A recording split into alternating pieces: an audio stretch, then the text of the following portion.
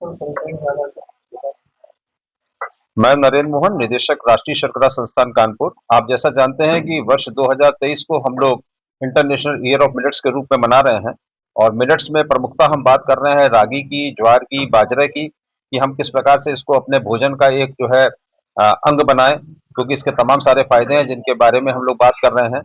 लेकिन ज्वार की हम इस समय नेशनल शुगर इंस्टीट्यूट में बात इसलिए कर रहे हैं क्योंकि हमने इसकी 11 प्रजातियों को अपने फार्म में लगाया था। Indian institute of millet research Hyderabad के सहयोग से हमने यहाँ पे 11 प्रजातियां अपने फार्म में लगाई थी और जो हमारी उत्तर प्रदेश की जलवायु है उसको देखते हुए हमें 5 जो प्रजातियां थी वो उपयुक्त लगी। तो उन 5 प्रजातियों को हम लोगों ने अपने फार्म पे अब लगा रखा है। पिछले 3 सालों से हम प्रयोग कर रहे हैं। तो जो ये हमारी जो ज्वार की जो 5 प्रजातियां हैं उसमें आप जो फल को देखें, जो ऊपर ज्वार लगता है उसका तो उपयोग मिलेट्स के तौर पे किया जा रहा है, लेकिन इसका जो तना होता है, स्टॉक होता है, उसका कोई बहुत उपयोग नहीं हो पाता। इसका उपयोग ज्यादातर जानवरों के चारे के रूप में होता है। चूंकि ये मीठा होता है इसलिए हम इसको मीठी चरी या स्वीट सॉर्गम कहते हैं। हमने इस तने का उपयोग किया कि हम इससे किस प्रकार से बहुत सारे वैल्यू एडेड प्रोडक्ट बना सकते हैं। जब हम इस तने को एक गन्ने की तरीके से क्रश करते हैं, इसको पेरते हैं, तो हमें इसमें रस मिलता है और फाइबर मिलता है।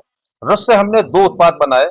रस से हमने अल्कोहल बनाया, जिसको कि 45 से 50 लीटर प्रति टन हमने प्राप्त किया। हमारे इथेनॉल ब्लेंडिंग प्रोग्राम में उस इथेनॉल का प्रयोग हो सकता है। दूसरा, हम उस रस से एक लो कैलोरी का लिक्विड शुगर भी बना सकते हैं। इसकी जो कैलोरी कंटेंट है वो शहद से भी कम है, शुगर से तो कम है ही, और इसमें एक विशिष्ट सौंधापन है। तो इसका उपयोग भी बहुत सारी हम रेसिपी बनाने में कर सकते हैं और कैलोरी भी इसकी कम है। जो हमें फाइबर मिला, उस फाइबर का भी हमने तमाम तरीके से उपयोग किया और बहुत सारे वैल्यू एडेड प्रोडक्ट बनाए। सबसे पहले डाइटरी फाइबर बनाया। हम लोग इस बात की लगातार बात करते हैं, डॉक्टर इस बात को प्रिस्क्राइब करते हैं कि आपके खाने में जो है रेशेदार पदार्थ होने चाहिए। इससे आपका पाचन तंत्र मजबूत रहेगा, बहुत सारी बीमारियों से बचेंगे। तो वो डाइटरी फाइबर भी हमने इस फाइबर से बनाया। दूसरा, हमने बनाया एक्टिवेटेड बायोचार। बायोचार एक ऐसी चीज है जो कि आपको किसी भी चीज को डीकलराइज करने में काम में आता है। आप गन्ने के रस को करना चाहें या आप अपने यहाँ से निकलने वाले गंदे पानी को करना चाहें, तो वहां पे पाउडर्ड एक्टिव कार्बन के विकल्प के तौर पे हमने इस बायोचार को बनाया और इसका उपयोग करना शुरू किया और ये दिखाया कि हाँ, हम इसको कर सकते हैं।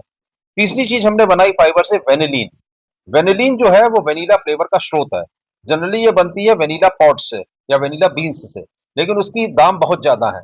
तो हमने एक लो कॉस्ट जो है जो वेस्ट प्रोडक्ट्स था उससे हमने वेनिलीन बनाई या वेनिला फ्लेवर का एक स्रोत हमने बनाया। वो काम हमने यहाँ पे किया।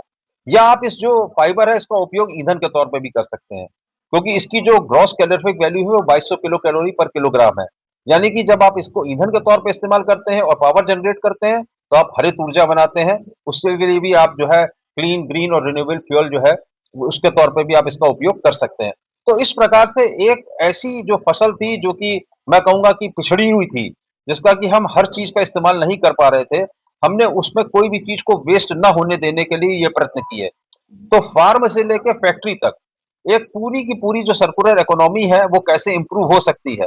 क्योंकि अगर बहुत सारे हम प्रोडक्ट बनाएंगे तो किसानों की आय बढ़ेगी और इस तरीके के उत्पाद बनाएंगे तो हमारे नए स्टार्टअप्स आएंगे, इन्वेस्टमेंट्स आएंगे, एम्प्लॉयमेंट आएंगे।